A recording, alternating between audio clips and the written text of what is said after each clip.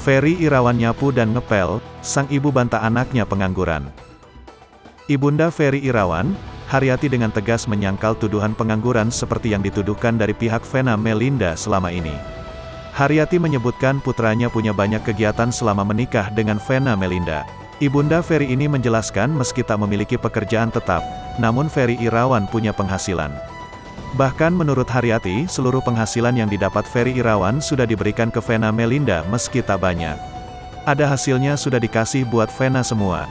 Ada di surat pranikah. Sempat Ferry ada syuting ke Bali. Sempat ditawarin syuting tapi karena antar Vena jadi nggak sempat lagi. Papar Haryati. Oleh karena itu, Haryati membantah dengan keras anaknya disebut pengangguran. Terlebih selama ini Ferry Irawan juga ikut bekerja meringankan pekerjaan rumah seperti menyapu, belanja di pasar, hingga mengangkat pakaian Vena dan anak-anaknya yang ada di jemuran. Jadi bukan pengangguran, ada saja walaupun sedikit ada buat kasih ke Vena. Di dalam rumah tangga juga Ferry nggak pernah diam. Pagi antar Vania, antar siang jam 2 jemput. Kadang Ferry masak, belanja, ujar Haryati. Namanya suami istri kalau nggak ada pembantu ya bantu-bantu nyapu, ngepel, ke pasar itu kerjaannya Ferry.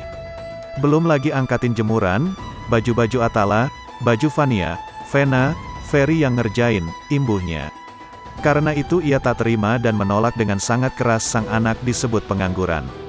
Menurutnya Ferry Irawan ikut bekerja di rumah, bukanlah hanya tidur saja di rumah. Jadi janganlah dianggap dia nggak ngapa-ngapain. Itu kan sama aja dengan kerja. Kecuali dia tidur kan nggak, kadang sore nganter Vena kalau ada acara, tetap Ferry kerja kasihanlah saya sih sebagai ibu, ungkap Haryati.